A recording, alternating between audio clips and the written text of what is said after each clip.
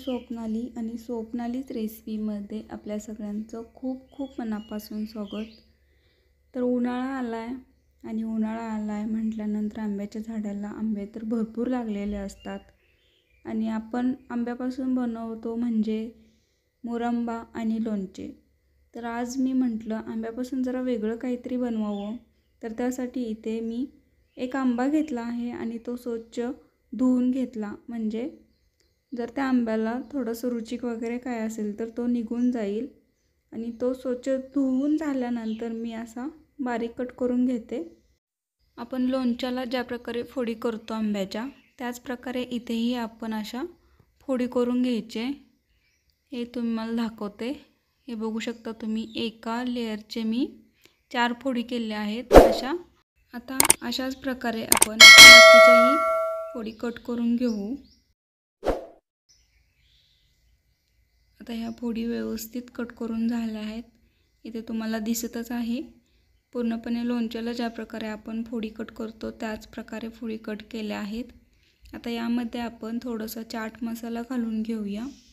चाट मसाल्यामुळे चवीला खूप छान आणि उत्कृष्ट लागेल आंबा। तर अशा पद्धतीने थोडासा चाट मसाला मी यामध्ये टाकला। आता चवीनुसार मीठ घालते, जास्तही मीठ नाही घालायचं, चवीप्रमाणेच घालायचं।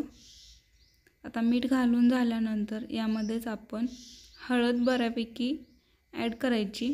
हळद जरा जास्तीची ॲड करायची, म्हणजे आंबा चवीला खूप छान लागेल।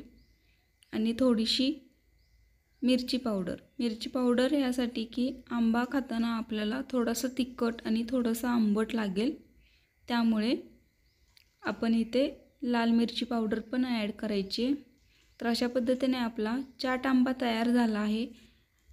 तर खूप सोपी आणि साधी रेसिपी आहे ना, तर तुम्ही ह्या उन्हाळ्यात नक्की ही रेसिपी ट्राय करा।